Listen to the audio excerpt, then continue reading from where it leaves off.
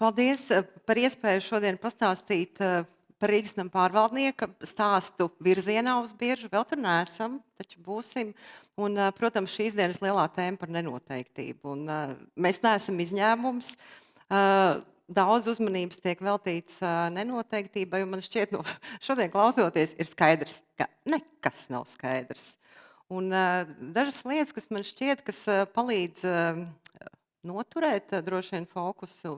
Viena ir laba pārvaldība, ar ko mēs strādājam ikdienā un katru dienu, un otrs ir arī būt rūpīgam un gādīgam saimniekam pēc būtības. Un visā šai kopējā bildē man šķiet, ka ļoti palīdz arī uzticēšanās. Un tāda savstarpējā uzticēšanās šodien iegūst jau pavisam citu vērtību un skaņu. Kas mēs esam? Man laikam nav jāstāsta, kas uzņēmums bija, kad tika veltīts ārkārtīgi daudz uzmanības lietām droši vien, par kurām mēs tiešām gribētu aizmirst. Taču kas mēs šobrīd esam? Mēs esam komerciāla sabiedrība, mēs strādājam tiešām pēc augstākajiem labas pārvaldības standartiem. Un mēs arī esam ļoti profesionāla komanda, kas varbūt nav raksturīgi, taču, ja mēs skatāmies tā kā padome, valde, direktori un tālāk, mēs faktiski visiem mums ir starptautiska pieredze, ļoti plaša pieredze arī privātā biznesā. Nu, tā jauda un spēks pavisam noteikti ir. Un šodien es padalīšos ar savu pieredzi Rīgas nama pārvaldniekā un par IPO iespēju nenoteiktībā. Un tas ir brīdis, kad mēs atkal kļūstam redzamāki, līdz ar ko parādās atkal jauni riski. Un šajā brīdī tieši stratēģisko risku vadība kļūst vēl jo būtiskāka. Jā, par risku vadību nenoteiktībā. Tur tas fonā ir paslēpies tas sarežģītais risku vadītāja Excelis, kur tad riski ir un varbūtības un pirms un pēc un pārpalikušie riski. Un faktiski tas, kas šobrīd notiek risku vadībā, tas, ko es redzu, ka notiek ļoti liela evolūcija, un tā ir tā lielā māksla, kā tad vadīt riskus nenoteiktībā.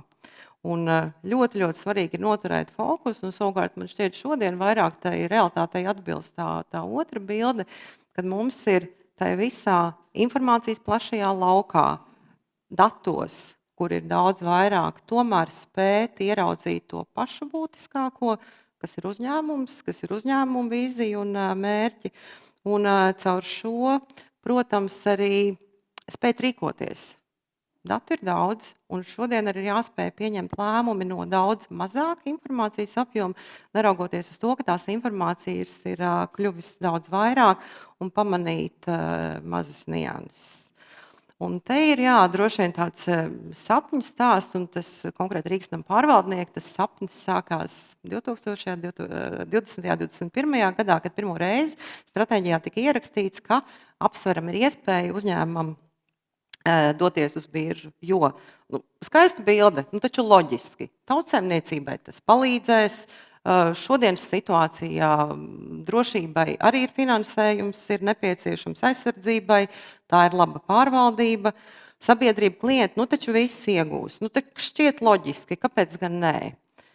Taču, jāsaka tā, ka tas ceļš nav tik rožains, un šodienas situācija, un atskatoties jau uz pāris gadiem, vai tā kā piezūmojot to bildi tuvāk, tad parādās neskaitāmi juridiski riski, ļoti daudzi viedokļi, argumenti, kāpēc ne, pārdomas, ka taču to varētu darīt savādāk.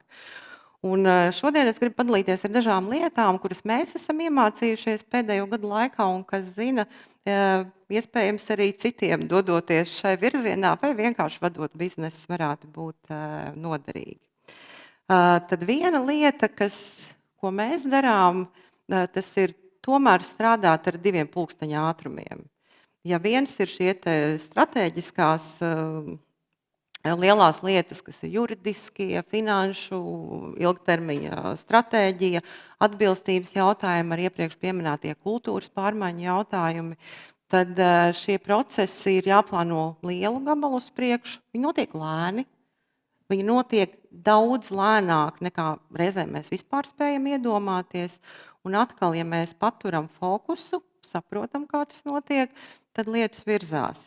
Un otra lieta savukārt ir pamatbizness, kas ir iepirkumi, procesi, procedūras, efektivitātes, budžeti, konkurenti, viss, kas vien pasaulē mainās. Un atkal, turot fokusu, ir daudz vieglāk tikt arī ar šiem biznesa attīstības jautājumiem. Un arī atgriežoties pie manis iepriekš minētā, arī redzēt tomēr šo uzņēmumu kā vienu veselu organismu, kurš virzās jau nākotnē tālāk uz konkrētu mērķi. Otra lieta ir ietekmes puses. Atkal te ir ilustratīvi liela daļa no ietekmes pusēm. Un faktiski tieši risks palikt savā burbulī ir tas, par kuru uzņēmumiem, strādājot pie lieliem strateģiskiem nākotnes mērķiem, ļoti daudz ir jādomā.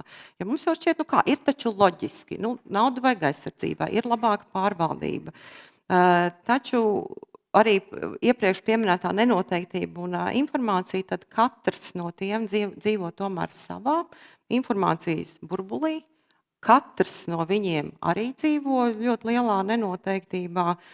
Un te man šķiet, ka atkal ir ļoti, un arī tāpēc ir centrā, ka tieši padomes virsatbildība ir rūpēties uzņēmumā par risku vadību, jo viņi gan pamana aklos leņķus, gan redz lielo kopējo bildi, gan arī pareizā brīdī tomēr spēj palīdzēt gan fokusēt, gan arī tomēr pamanīt šo te plašo ietekmes pušu karti un tiešām tikai brīdī, kad mēs viņu tā uzzīmējām, ieraudzījām, pamanījām, tad tas mums arī palīdzēja veikt būtiski mērķtiecīgākas darbības.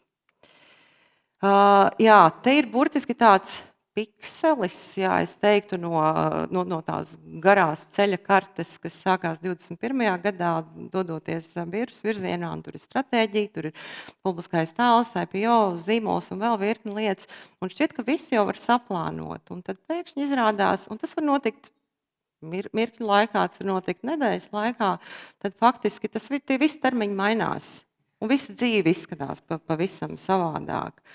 Un te savukārt arī ir vēlreiz atgriežoties pie iepriekš minētā, gan fokus noturēt, gan redzēt šo uzņēmumu kopā kā vienu veselumu, gan arī spēt pielāgoties.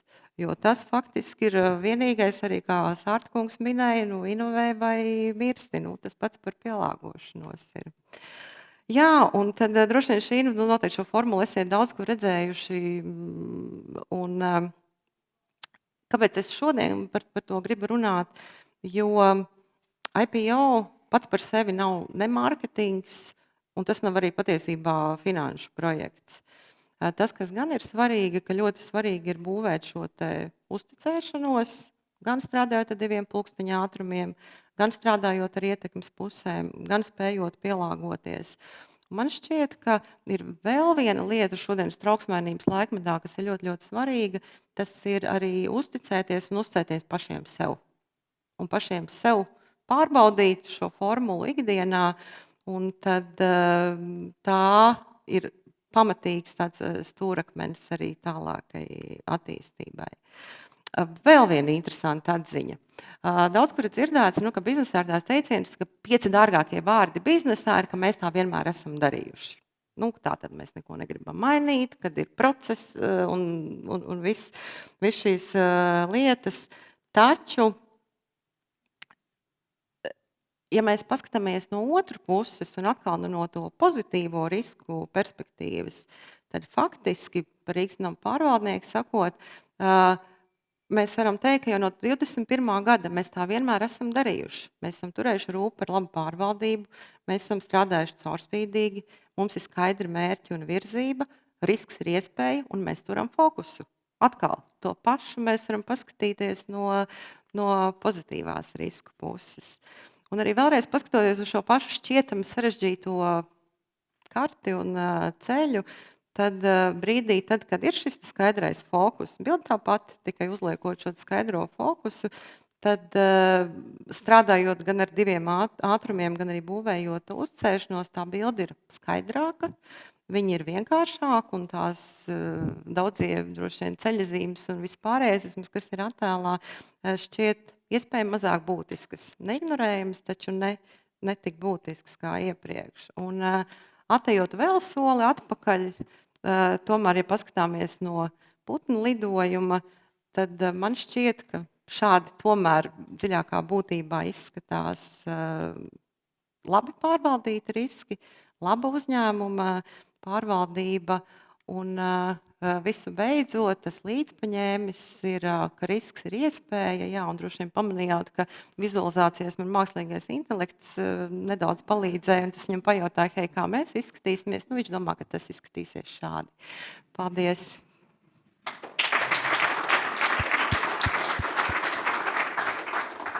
Jā, paldies, Gunta. Ļoti patika tā bilde ar tām daudzajām aizlieguma zīmēm un ierobežojumiem un ātruma ierobežojumiem.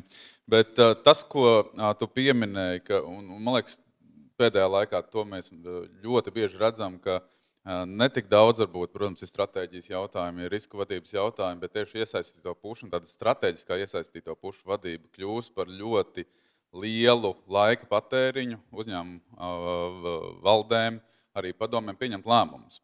Jo biznesa loģika var būt vienkārši skaidra, ka tā jādara. Nu, tu arī savā uzstāšanās sākumā teica, ka visi plusi ir saskaitīti, un tas taču ir loģiski, bet tā pretestība, un tas neiet tik vienkārši. Nu, kas ir tā jūsu recepte? Nu, zīmējāt šīs iesaistītās puses, kādas ir tās intereses? Varbūt var izstāstīt to pieeju. Jā, to pieeju, tas pirmais solis ir vispār apzināt viss ietekmes puses, tad saprast, kādā informācijas laukā viņi dzīvo un iet runāt. Ir tiešām runāt, mēs esam runājuši gan ar deputātiem, gan ar frakcijām, gan ar medijiem, gan ar citiem iesaistītiem runāt. Un es pat teiktu tāds mazliet, brīdis bija arī par to, ka arī izglītot. Un te es atgriežos pie manas iepriekš minētā par to informācijas burbuli, jo mums šķiet, ka tas viss ir tik loģiski, taču tieši šī izglītojošā sadaļa un cilvēcīga saruna ir tā, kur patiesībā palīdz vairāk nekā mums varētu šķist. Tad Jāņas vārta uzrunā bija ātrums. Ko mēs darām ar šo? Ir valsts pārvalde, ir politiskais process, mums ir vēlēšanas, mums ir dažādi viedokļi, kāpēc kaut kas notiek, nenotiek. Nu, vai to ātrumu ir iespējams uzlabot, panākt, lai tā kustība ir ātrāka? Nu, zin kā, tie, kur ir vecākie bērni ģimenē, zina, cik viegli pirmajam ir aiziet uz ballītu pēdiņās un cik daudz vieglāk tas ir uz skolu. Jā. Un kā tas ir otrajam un trešajam. Un te manis jau iepriekš pieminētais par to lēnumu, un lietas notiek lēnāk, nekā mēs to varētu iedomāties, vai kā mēs esam raduši privātajā biznesā, jā, un tas ir ok. No otras puses, spēt arī lēnumam pielāgoties, taču viņā neieslīgt. Un tāpēc ir tas otrs ātrums, kurš strādā gaismas ātrumā un spēt šīs abas lietas salikt kopā, un to savukārt var tikai, ja tev ir forša komanda apkārt, kur tiešām visi ir gatavi doties uz mērķi, un visiem ir viens mērķis. Un pēdējais jautājums no manas puses. Tu arī minēji, ka ļoti svarīgi nepazaudēt fokusu. Nu, jo tad tajos džungļos vai tajās ceļu līkumos ir skaidrs, ka tas virziens ir skaidrs. Un nepazaudēt lielo bildi. Nu, kurš tad tur to rūpi par fokusu un lielo bildi Rīgas pārvaldniekā? Kā jūs esat sadalījuši tās lomas? Lomu sadalījums primāri bildi tur kopā valde. Tas ir tas, ko mēs darām ikdienā. Mums ir fantastiska direktora komanda, tā kā mēs esam tāda paplašinātā valde, es gribētu teikt.